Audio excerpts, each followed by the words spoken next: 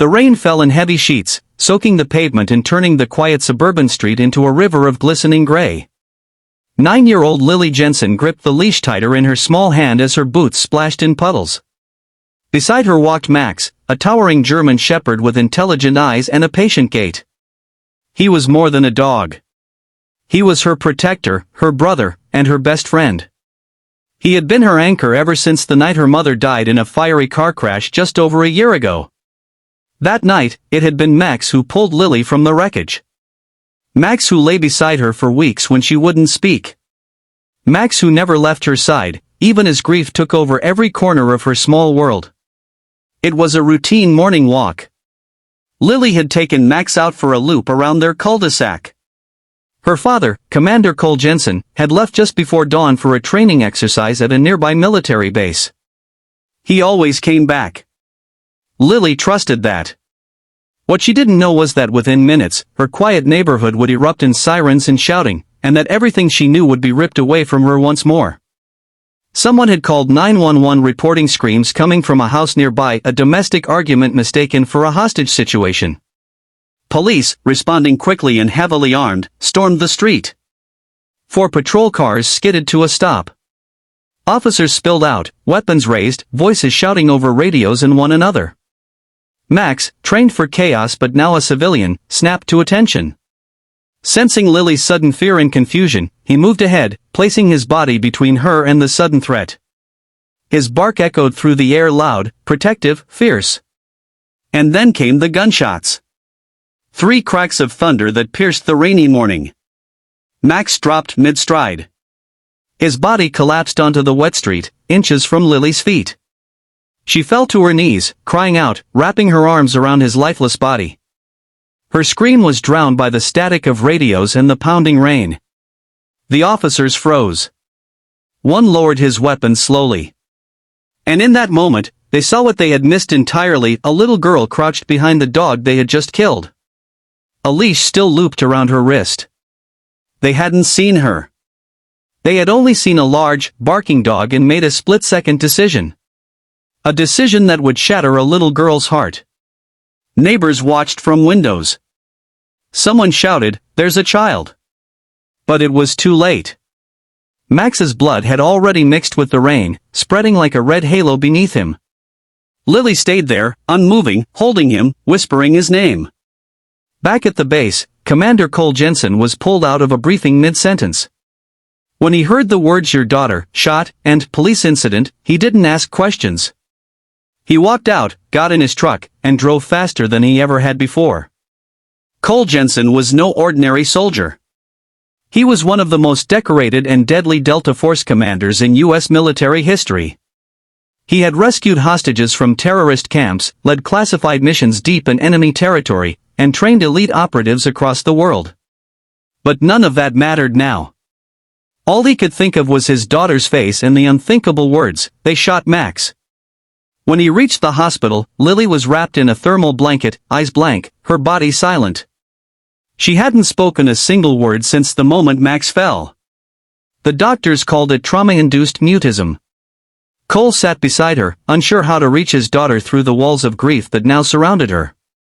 He placed Max's collar in her hands. She didn't speak, but her fingers closed around it like a heartbeat. The warmth of her father's presence did little to thaw the frozen silence that now defined her. Later that night, Cole watched the body cam footage. His jaw clenched, but he remained silent. It showed Max running forward, barking. It didn't show Lily until it was too late. The officers had reacted on instinct. Poor training. Fear. They didn't know the dog was a former military service animal. They didn't know he had saved dozens of lives overseas. They didn't know he had saved their commander's daughter more than once. Cole didn't seek revenge. He didn't lash out. He understood the nature of fear better than anyone. But he also understood accountability. Instead of raising his fists, he raised his voice.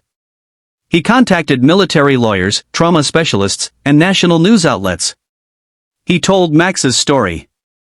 Lily's story. And the world listened. Across the country, people were outraged. Protests filled the streets. Hashtag Justice for Max trended across platforms. Petitions were signed by millions. People demanded change. But the pain at home remained. Lily still wouldn't speak. She slept clutching Max's collar, often waking in the middle of the night screaming silently, tears running down her face.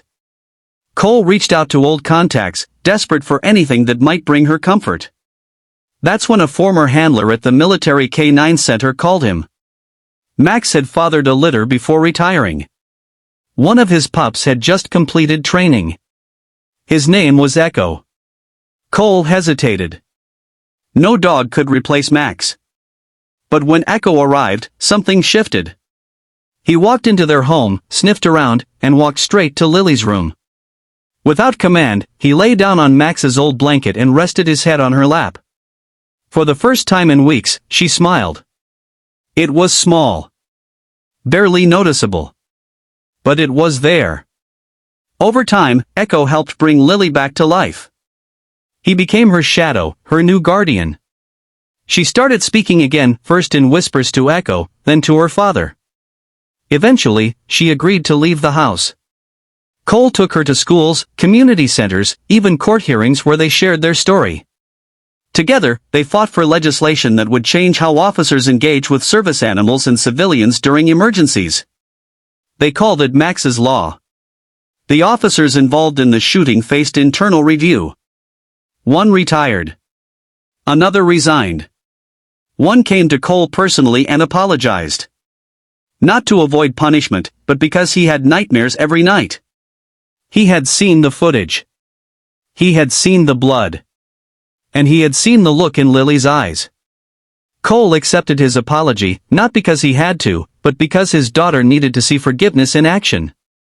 1 year later, in the town square, a statue was unveiled. It was Max, standing tall, noble, a shield and savior. At his feet, a sculpted hand, the same size as Lily's, rested on his neck. The plaque beneath it read, "For those who give everything, without question." Crowds gathered. Some cried. Cole stood beside Lily, Echo sitting calmly between them. The moment was somber, yet beautiful. Lily began volunteering at hospitals with Echo, visiting other children who had suffered trauma. Her story, once one of tragedy, had become one of hope. She wrote a children's book called Max and Me, telling the story of a brave dog who never stopped protecting his girl. It became a bestseller. Her voice, once lost to grief, now reached thousands. Today, Lily Jensen is a teenager with a mission. She continues to speak about compassion, responsibility, and the deep bonds between humans and animals. She honors Max not by mourning forever, but by helping others heal. Echo remains by her side, her quiet strength. Cole, though still haunted by the past, knows that his daughter is growing into someone powerful, someone shaped by love, loss, and courage. This story isn't just about a dog who died. It's about the love he gave, the silence he broke, and the legacy he left behind. It's about a father who could have responded with war but chose peace. And it's about a little girl who refused to let grief destroy her and instead turned it into something beautiful. If this story touched your heart, please like the video, share it with someone who needs to hear it, and subscribe to Pawsitive Tales. Your support helps keep stories like this alive.